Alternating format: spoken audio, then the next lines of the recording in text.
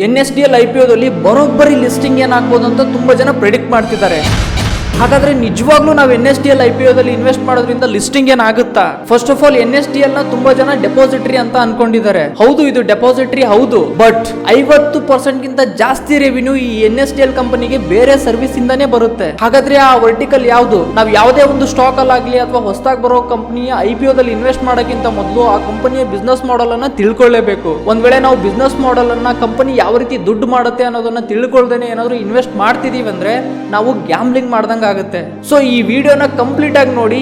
NSDL ಯಾವ ರೀತಿ start ಆಯ್ತು, ಕಂಪನಿಯ ಬಿಸ್ನೆಸ್ ಮಾಡೆಲ್ ಏನು, ಯಾವ್ಯಾವ ವರ್ಟಿಕಲ್ ಇಂದ ಕಂಪನಿಗೆ ರೆವಿನ್ಯೂ ಬರುತ್ತೆ, ಈ ಕಂಪನಿಯ ಬಿಗ್ಗೆಸ್ಟ್ ಕಾಂಪಿಟೇಟರ್ CDS ಅಲ್ಲಿ ಕಂಪೇರ್ ಮಾಡಿದ್ರೆ NSDL ಬಿಸ್ನೆಸ್ ಮಾಡೆಲ್ ಯಾವ ರೀತಿ ಇದೆ, ಅದರ ಜೊತೆಗೆ ಕಂಪನಿ IPO ಮೂಲಕ 4,000 ಕೋಟಿ ತಗೊಂಡು ಏನ್ ಮಾಡುತ್ತೆ, ಕಂಪನಿ ಗ್ರೋತ್ ಗಾಗಿ ಇನ್ವೆಸ್ಟ್ ಮಾಡುತ್ತಾ ಅಥವಾ ಆಲ್ರೆಡಿ ಎಕ್ಸಿಸ್ಟಿಂಗ್ ಇರೋ ಇನ್ವೆಸ್ಟರ್ಸ್ ಅದನ್ನ ತಗೊಂಡು ಮನೆಗೆ ಹೋಗ್ತಿದಾರ. ಫೈನಲಿ ಈ ವಿಡಿಯೋ ಮುಗಿತಾ ನಿಮ್ಮ ಮೈಂಡ್ ಅಲ್ಲೇನೆ ಒಂದು ಕನ್ಕ್ಲೂಷನ್ ಬರುತ್ತೆ, ಈ IPOದಲ್ಲಿ ಅಪ್ಲೈ ಮಾಡ್ಬೇಕಾ ಬೇಡವಾ ಅಂತ. ಸೊ ಈ ವಿಡಿಯೋನ ಕಂಪ್ಲೀಟ್ ಆಗಿ ನೋಡಿ. ಫಸ್ಟ್ ಆಫ್ ಆಲ್ ಈ NSDL ಬಿಸ್ನೆಸ್ ಮಾಡೆಲ್ ಏನಂತ ತಿಳ್ಕೊಳ್ಳೋಕ್ಕಿಂತ ಮೊದಲು NSDL ಯಾವ ರೀತಿ ಸ್ಟಾರ್ಟ್ ಆಯ್ತು ಅಂತ ತಿಳ್ಕೋಬೇಕು. ಯಾಕಂದ್ರೆ ನಾವು ಯಾವುದೇ ಒಂದು ಕಂಪನಿನಲ್ಲಿ ಇನ್ವೆಸ್ಟ್ ಮಾಡ್ತೀವಿ ಅಂದ್ರೆ ಅದ್ರ past to present to future ಗೊತ್ತಿರಬೇಕು. ಇಲ್ಲಾಂದ್ರೆ ಏನಾಗುತ್ತೆ, ನಾವು ಸರಿಯಾದ ಡಿಸಿಷನ್ ನ ತಗೊಳ್ಳೋಕೆ ಆಗೋದೇ ಇಲ್ಲ. ನೀವು 1992 ಹರ್ಷದ್ ಮೆಹ್ತಾ ಸ್ಕ್ಯಾಮ್ ಸೀರೀಸ್ ನೋಡಿದ್ರೆ ಗೊತ್ತಿರುತ್ತೆ. ಆ ಸೀರೀಸ್ ಅಲ್ಲಿ ತೋರಿಸಿದ್ದಾರೆ 1996ಕ್ಕಿಂತ ಮೊದಲು ನೀವು ಯಾವ್ದಾದ್ರು ಕಂಪನಿಯ ಶೇರ್ ಹೋಲ್ಡರ್ ಆಗ್ಬೇಕಂದ್ರೆ ಆ ಕಂಪನಿಯ ಶೇರ್ಸ್ ಗಳನ್ನ ನೀವು ಫಿಸಿಕಲಿ ಪರ್ಚೇಸ್ ಮಾಡಿ ಅವನ್ನ ನೀವು ಶೇರ್ ಸರ್ಟಿಫಿಕೇಟ್ ಮೂಲಕ ಮನೇಲಿ ತಗೊಂಡ್ಬಂದು ಇಟ್ಕೋಬೇಕಿತ್ತು. ಇದರಿಂದ ನಿಮ್ಗೆ ಗೊತ್ತು ಏನಾಗುತ್ತಂದ್ರೆ ಆ ಶೇರ್ ಸರ್ಟಿಫಿಕೇಟ್ ಗಳು ಕಳೆದೋಗೋ ಚಾನ್ಸಸ್ ಜಾಸ್ತಿ ಇರುತ್ತೆ. ಅದಕ್ಕೇನೆ 1996ರಲ್ಲಿ NSDL ನ ಫಾರ್ಮ್ ಮಾಡ್ತಾರೆ. NSDL ಅಂದ್ರೆ ನ್ಯಾಷನಲ್ ಸೆಕ್ಯೂರಿಟೀಸ್ ಡೆಪಾಸಿಟರಿ ಲಿಮಿಟೆಡ್ ಅಂತ. ಇದ್ರ ಕೆಲಸ ಏನಂದ್ರೆ ಈ ಸೆಕ್ಯೂರಿಟೀಸ್ ಇರ್ತಾವಲ್ಲ, ಎಕ್ಸಾಂಪಲ್ ಶೇರ್ ಆಗಿರ್ಬೋದು, ಬಾಂಡ್ಸ್ ಆಗಿರ್ಬೋದು, ಡಿಬೆಂಚರ್ಸ್ ಆಗಿರ್ಬೋದು, ಎಲೆಕ್ಟ್ರಾನಿಕ್ ಗೋಲ್ಡ್ ಆಗಿರ್ಬೋದು, ಇವನ್ನೆಲ್ಲಾನು ಕೂಡ ಈ ಫಾರ್ಮ್ ಅಲ್ಲಿ, ಈ ಅಂದ್ರೆ ಎಲೆಕ್ಟ್ರಾನಿಕ್ ಫಾರ್ಮ್ಯಾಟ್ ಅಲ್ಲಿ ಸ್ಟೋರ್ ಮಾಡಿ ಇಡೋದೇ ಈ NSDL ನ ಮೇನ್ ಕೆಲಸ. ಅಂದ್ರೆ ಮೊದಲು ನೀವೇನಾದ್ರೂ ಶೇರ್ ಪರ್ಚೇಸ್ ಮಾಡಿದ್ರೆ ಸರ್ಟಿಫಿಕೇಟ್ ಇಟ್ಕೋಬೇಕಿತ್ತು, ಬಟ್ ಈಗ ಸರ್ಟಿಫಿಕೇಟ್ ಇಟ್ಕೊಳ್ಳೋ ಅವಶ್ಯಕತೆ ಇಲ್ಲ. ನಿಮ್ಮ ಶೇರ್ಸ್ ನ ಈ NSDL ಅಲ್ಲಿ ಸ್ಟೋರ್ ಮಾಡಿರ್ತಾರೆ. ಇನ್ನೊಂದು ನೀವು ಇಲ್ಲಿ ಇಂಪಾರ್ಟೆಂಟ್ ಗಮನಿಸಬೇಕಾಗಿರೋದು ಏನಂದ್ರೆ 1996ರಲ್ಲಿ NSDL ಸ್ಟಾರ್ಟ್ ಆದಾಗ ಈ ಕಂಪನಿನ ಯಾವುದೇ ಒಬ್ಬ ವ್ಯಕ್ತಿ ಸ್ಟಾರ್ಟ್ ಮಾಡಲಿಲ್ಲ. ಈ ಕಂಪನಿನ ಸ್ವಲ್ಪ ಇನ್ಸ್ಟಿಟ್ಯೂಟ್ ಗಳು ಸೇರ್ಕೊಂಡು ಸ್ಟಾರ್ಟ್ ಮಾಡಿದ್ವು. ಎಕ್ಸಾಂಪಲ್ ಗೆ NSE ಅಂದ್ರೆ national stock exchange, IDBI bank, ಈ ರೀತಿ ಇನ್ಸ್ಟಿಟ್ಯೂಟ್ ಗಳು ಸೇರ್ಕೊಂಡು ಈ ಕಂಪನಿನ ಸ್ಟಾರ್ಟ್ ಮಾಡ್ತಾರೆ. ಅದಕ್ಕೇನೆ ಇದನ್ನ ಇನ್ಸ್ಟಿಟ್ಯೂಷನಲಿ ರನ್ಡ್ ಕಂಪನಿ ಅಂತ ಕರೀತಾರೆ. ಅಂದ್ರೆ ಇದರಲ್ಲಿ ಯಾವುದೇ ಇಂಡಿವಿಜುವಲ್ ಪ್ರಮೋಟರ್ ಇಲ್ಲ. ಯಾವಾಗ NSE NSDL ನ ಸ್ಥಾಪನೆ ಮಾಡುತ್ತೋ ಅದಾದ ತಕ್ಷಣ 1999ರಲ್ಲಿ BSE ಕೂಡ ಒಂದು ಡೆಪಾಸಿಟರಿನ ತರುತ್ತೆ, ಅದೇ CDSL. ನಮ್ಮ ದೇಶದಲ್ಲಿ ಮೇನ್ ಆಗಿ 2 ಡೆಪಾಸಿಟರೀಸ್ ಇದಾವೆ, ಒಂದು NSDL, ಇನ್ನೊಂದು CDSL. ಈಗ ನಾವು ಮಾತಾಡ್ತಿರೋದು NSDL ಬಗ್ಗೆ. CDSL ಆಲ್ರೆಡಿ ಲಿಸ್ಟೆಡ್ ಆಗಿದೆ, ಸ್ಟಾಕ್ ಮಾರ್ಕೆಟ್ ಅಲ್ಲಿ ಅದು ಲಿಸ್ಟ್ ಆಗಿದೆ. ಈಗ ಈ ಕಂಪನಿಯ ಬಿಸ್ನೆಸ್ ಮಾಡೆಲ್ ನೋಡಿದ್ರೆ, ಅಂದ್ರೆ ಈ ಕಂಪನಿ ಯಾವ್ಯಾವ ರೀತಿ ದುಡ್ಡು ಮಾಡುತ್ತೆ ಅಂತ ನೋಡಿದ್ರೆ, ಮೇನ್ ಆಗಿ ಈ ಕಂಪನಿ 3 ವರ್ಟಿಕಲ್ ಇಂದ ದುಡ್ಡು ಮಾಡುತ್ತೆ. ಅಂದ್ರೆ ಈ ಕಂಪನಿ ಬಿಸ್ನೆಸ್ 3 ವರ್ಟಿಕಲ್ ಅಲ್ಲಿ ಡಿಸ್ಟ್ರಿಬ್ಯೂಟ್ ಆಗಿದೆ. First vertical depository services. Depository service ಅಂದ್ರೆ ಈಗ ಈ ಎಲ್ಲಾ ಕಂಪನಿಗಳಿದಾವಲ್ಲ, ಫಾರ್ ಎಕ್ಸಾಂಪಲ್ ಟಾಟಾ ಆಗಿರ್ಬೋದು, ರಿಲಯನ್ಸ್ ಆಗಿರ್ಬೋದು, ನಾವ್ ಯಾವ್ಯಾವ ಕಂಪನಿ ಲಿಸ್ಟೆಡ್ ಕಂಪನೀಸ್ ಅಂತ ನೋಡ್ತೀವಲ್ವಾ, ಈ ಎಲ್ಲಾ ಕಂಪನಿಗಳ ಶೇರ್ ನ ಎಲೆಕ್ಟ್ರಾನಿಕ್ ಫಾರ್ಮೆಟ್ ಅಲ್ಲಿ ಸ್ಟೋರ್ ಆಗಿರ್ತವೆ. ಈ ಶೇರ್ ಎಲ್ಲಿ ಸ್ಟೋರ್ ಆಗಿರ್ತವೆ ಅಂದ್ರೆ ಒಂದು NSDL ಅಲ್ಲಿ ಸ್ಟೋರ್ ಆಗಿರುತ್ತೆ, ಇಲ್ಲ CDSL ಅಲ್ಲಿ ಸ್ಟೋರ್ ಆಗಿರುತ್ತೆ. ಈ ಎಲ್ಲಾ ಲಿಸ್ಟೆಡ್ ಕಂಪನಿಗಳ ಶೇರ್ ನ ಈ ಫಾರ್ಮೆಟ್ ಅಲ್ಲಿ ಸ್ಟೋರ್ ಮಾಡಿಡಲಿಕ್ಕೆ NSDL ಕಂಪನಿಗಳಿಗೆ ಚಾರ್ಜ್ ಮಾಡುತ್ತೆ. ಅದೇ ರೀತಿ ಈ ಶೇರ್ ಗಳು ಟ್ರಾನ್ಸಾಕ್ಟ್ ಆಗ್ತವೆ ಅಂದ್ರೆ ನಾನು ಸೆಲ್ ಮಾಡ್ತೀನಿ, ಯಾರೋ ಬೈ ಮಾಡ್ತಾರೆ, ಈ ರೀತಿ ಓನರ್ಶಿಪ್ ಚೇಂಜ್ ಆಗುತ್ತಲ್ವಾ, ಈ ಟ್ರಾನ್ಸಾಕ್ಷನ್ ಆದಾಗ್ಲೂ ಕೂಡ ಈ ಕಂಪನಿಗಳು ಚಾರ್ಜ್ ಮಾಡ್ತವೆ ಬ್ರೋಕರೇಜ್ ಕಂಪನಿಗಳಿಗೆ. ಒಟ್ನಲ್ಲಿ ಹೇಳ್ಬೇಕಂದ್ರೆ ಸೆಕ್ಯೂರಿಟೀಸ್ ನ ಅಂದ್ರೆ ಈ ಶೇರ್ಸ್ ಆಗಿರ್ಬೋದು, ಡಿಬೆಂಚರ್ ಆಗಿರ್ಬೋದು, ಬಾಂಡ್ಸ್ ಆಗಿರ್ಬೋದು, ಇವನ್ನೆಲ್ಲನೂ ಕೂಡ ಈ ಫಾರ್ಮ್ ಅಲ್ಲಿ ಸ್ಟೋರ್ ಮಾಡಿ ಇಟ್ಕೊಳ್ಳೋಕೆ ಈ ಕಂಪನಿ ಚಾರ್ಜ್ ಮಾಡುತ್ತೆ. This is the first business vertical of NSDL. ಈ ಡೆಪಾಸಿಟರಿ ಸರ್ವಿಸ್ ಇಂದಾನೆ ಈ ಕಂಪನಿಗೆ ಒಳ್ಳೆ ದುಡ್ಡು ಬರುತ್ತೆ, ಅಂದ್ರೆ ಪ್ರಾಫಿಟ್ ಬರುತ್ತೆ.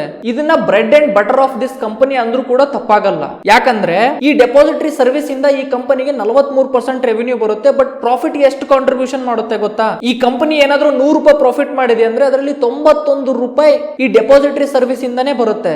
ಇನ್ನು ಉಳಿದಿರೋ 2 ಮೇನ್ ಬಿಸ್ನೆಸ್ ವರ್ಟಿಕಲ್ ಅಂದ್ರೆ ಇನ್ನೊಂದು ಬ್ಯಾಂಕಿಂಗ್ ಸರ್ವಿಸ್ ನ ಪ್ರೊವೈಡ್ ಮಾಡುತ್ತೆ. ಈ ಬ್ಯಾಂಕಿಂಗ್ ಸರ್ವಿಸ್ ಇಂದಾನೆ ಈ ಕಂಪನಿಗೆ 50% ಗಿಂತ ಜಾಸ್ತಿ ರೆವಿನ್ಯೂ ಬರುತ್ತೆ. ಡೆಪಾಸಿಟರಿ ಇಂದ 43% ಬಂದ್ರೆ ಬ್ಯಾಂಕಿಂಗ್ ಇಂದ 50% ಗಿಂತ ಜಾಸ್ತಿ ಬರುತ್ತೆ. ಬಟ್ ಈ ಬ್ಯಾಂಕಿಂಗ್ ಸರ್ವಿಸ್ ಇಂದ ಎಷ್ಟು ಪ್ರಾಫಿಟ್ ಮಾಡುತ್ತೆ ಗೊತ್ತಾ ಈ ಕಂಪನಿ? Profit almost 0. ಈ ಬ್ಯಾಂಕಿಂಗ್ ಸರ್ವಿಸ್ ಇಂದ ಈ ಕಂಪನಿ ಏನ್ ರೆವಿನ್ಯೂ ಮಾಡುತ್ತಲ್ವಾ, ಅದೊಂಥರ ಆಟಕ್ಕುಂಟು ಲೆಕ್ಕಕ್ಕಿಲ್ಲ ತರ. ಯಾಕಂದ್ರೆ ಈ ಬ್ಯಾಂಕಿಂಗ್ ಸರ್ವಿಸ್ ಇಂದ ಬರೋ ರೆವಿನ್ಯೂ ಮಾರ್ಜಿನ್ ಎಷ್ಟಿದೆ ಅಂದ್ರೆ ಈ ಕಂಪನಿ ಎಷ್ಟು ಮನೆಗೆ ದುಡ್ಡು ತಗೊಂಡು ಹೋಗುತ್ತೆ ಅಂತ ಲೆಕ್ಕ ಹಾಕಿದ್ರೆ ಅದು ಕೇವಲ 0.5% ಅಷ್ಟೇ ಇದೆ. ಇನ್ನ third vertical third vertical database management ಅಂತ. ಈಗ ನೀವು ನೋಡಿರ್ಬೋದು ಕಂಪನಿಗಳು ವೋಟಿಂಗ್ ಮಾಡ್ತವೆ.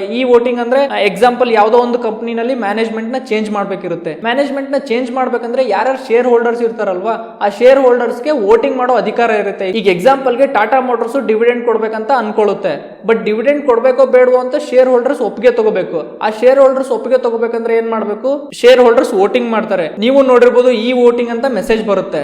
ಇದೇ ರೀತಿ ಲಿಸ್ಟೆಡ್ ಕಂಪನಿಗಳ ಕಾರ್ಪೊರೇಟ್ ಗವರ್ನೆನ್ಸ್ ಈ ಡೇಟಾಬೇಸ್ ಮ್ಯಾನೇಜ್ಮೆಂಟ್ ಇಂದ ಈ ಕಂಪನಿಗೆ 5% ರೆವಿನ್ಯೂ ಬರುತ್ತೆ. ಪ್ರಾಫಿಟ್ 8%. ಅಂದ್ರೆ ಈ ಕಂಪನಿ 100 ರೂಪಾಯಿ ದುಡಿತಿದ್ಯಾ ಅಂತಂದ್ರೆ ಡೆಪಾಸಿಟರಿ ಸರ್ವಿಸ್ ಮಾಡ್ತಿರೋದ್ರಿಂದ 91 ರೂಪಾಯಿ ಬರುತ್ತೆ. ಬ್ಯಾಂಕಿಂಗ್ ಸರ್ವಿಸ್ ಕೊಡೋದ್ರಿಂದ ಕೇವಲ 1% ರೆವಿನ್ಯೂ ಬರುತ್ತೆ. ಈ ಡೇಟಾಬೇಸ್ ಮ್ಯಾನೇಜ್ಮೆಂಟ್ ಮಾಡ್ತಿರೋದ್ರಿಂದ 8% ರೆವಿನ್ಯೂ ಬರುತ್ತೆ. ಈಗ ನಿಮಗೊಂದು ಪರ್ಫೆಕ್ಟ್ ಐಡಿಯಾ ಬಂದಿರಬಹುದು NSDL ಕಂಪನಿಯ ಬಿಸ್ನೆಸ್ ಮಾಡೆಲ್ ಏನು, ಯಾವ ರೀತಿ ಈ ಕಂಪನಿ ದುಡ್ಡು ಮಾಡುತ್ತೆ ಅಂತ. ಇನ್ನು NSDL ಕಾಂಪಿಟೇಟರ್ CDSL ಗೆ ಕಂಪೇರ್ ಮಾಡಿ ನೋಡಿದ್ರೆ CDSL ಕೇವಲ 33% ಮಾರ್ಕೆಟ್ ಶೇರ್ ಅಷ್ಟೇ ಇದೆ. NSDL 66% ಮಾರ್ಕೆಟ್ ಶೇರ್ ಇದೆ.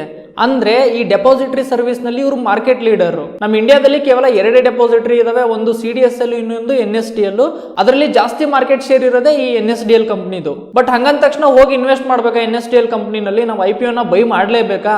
ಹಂಗಂತ ಅಲ್ಲ. ಯಾಕಂದ್ರೆ ನೀವು ಒಂದು ಕಂಪನಿನಲ್ಲಿ ಇನ್ವೆಸ್ಟ್ ಮಾಡ್ತಿದ್ದೀರಾ ಅಂತಂದ್ರೆ ಅದ್ರದ್ದು ಸ್ವಲ್ಪ ಹಿಸ್ಟ್ರಿನೂ ಕೂಡ ನೋಡ್ಬೇಕು. NSDL ಕಂಪನಿದು 2020ರಲ್ಲಿ 81% ಮಾರ್ಕೆಟ್ ಶೇರ್ ಇತ್ತು. ಬಟ್ ಅದು ಡ್ರಾಪ್ ಆಗಿ ಈಗ 66% ಅಷ್ಟೇ ಬಂದಿದೆ. ಯಾಕಂತ ಗೊತ್ತಾ ನಿಮಗೆ?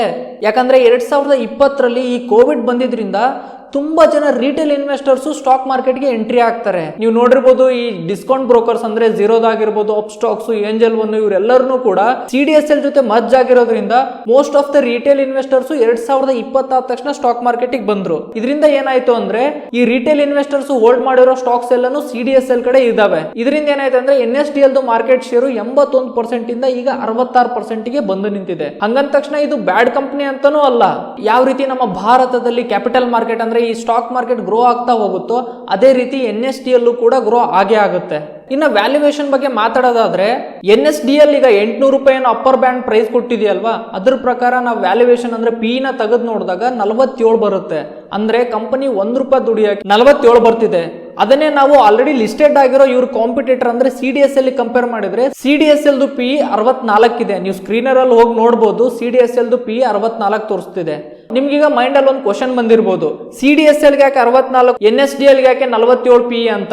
NSDL ಗೆ ಮೋರ್ ದೆನ್ 50% ರೆವಿನ್ಯೂ ಬರೋದು ಈ ಬ್ಯಾಂಕಿಂಗ್ ಸರ್ವಿಸ್ ಇಂದ. ಬ್ಯಾಂಕಿಂಗ್ ಸರ್ವಿಸ್ ಇಂದ ಈ ಕಂಪನಿಗೆ ಮಾರ್ಜಿನ್ ಆಲ್ಮೋಸ್ಟ್ ನಿಲ್ಲಿದೆ.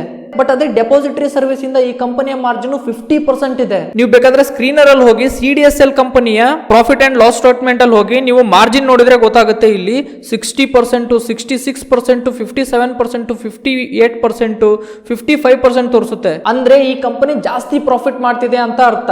ಯಾವ ಕಂಪನಿ ಜಾಸ್ತಿ ಪ್ರಾಫಿಟ್ ಮಾಡುತ್ತೋ ಆ ಕಂಪನಿಗೆ ಜಾಸ್ತಿ PE ಮಲ್ಟಿಪಲ್ ಸಿಗುತ್ತೆ. ಅದಕ್ಕೇನೆ CDSL ಕಂಪನಿಗೆ 64 PE ಇದೆ, NSDL ಕಂಪನಿಗೆ 47 PE ಕೊಡ್ತಿದ್ದಾರೆ. ನಾನಿಲ್ಲಿ ನಿಮಗೆ ಇನ್ನೊಂದು ಇಂಟ್ರೆಸ್ಟಿಂಗ್ ಫ್ಯಾಕ್ಟ್ ನ ಹೇಳ್ತೀನಿ ಕೇಳಿ. ಆಲ್ರೆಡಿ ನಾನೀಗ ಈ ವಿಡಿಯೋನ ಶೂಟ್ ಮಾಡೋ ಟೈಮಲ್ಲಿ ಈ NSDL IPO ಬಂದು 1 ದಿನ ಆಗಿದೆ. Already NSDL IPO over subscribe ಆಗಿದೆ. ಏನಕ್ಕೆ ಓವರ್ ಸಬ್ಸ್ಕ್ರೈಬ್ ಆಗಿದೆ ಅಂತಂದ್ರೆ ಜನ ಥಿಂಕ್ ಮಾಡ್ತಿದ್ದಾರೆ CDSL ಗೆ 64 PE ಇದೆ, ಬಟ್ NSDL ಗೆ ಕೇವಲ 47 ಅಥವಾ 43 PE ಇರೋದ್ರಿಂದ ಇದು ಕೂಡ ಪ್ರೈಸ್ ಇನ್ ಆಗುತ್ತೆ, ಜಾಸ್ತಿ ಮೇಲ್ ಹೋಗುತ್ತೆ ಅಂತ ಜನ ಥಿಂಕ್ ಮಾಡ್ತಿದ್ದಾರೆ. ಬಟ್ ಇದನ್ನ ಕ್ಲಿಯರ್ ಆಗಿ ನೋಡ್ತಿಲ್ಲ. CDSL ಗೆ ಬರೋ 100 ರೂಪಾಯಿ ರೆವಿನ್ಯೂ ನಲ್ಲಿ 79 ರಿಂದ 80 ರೂಪಾಯಿ ರೆವಿನ್ಯೂ ಈ ಡೆಪಾಸಿಟರಿ ಸರ್ವಿಸ್ ಇಂದ ಬರುತ್ತೆ. ಅಂದ್ರೆ ಹೈ ಮಾರ್ಜಿನ್ ಬಿಸ್ನೆಸ್.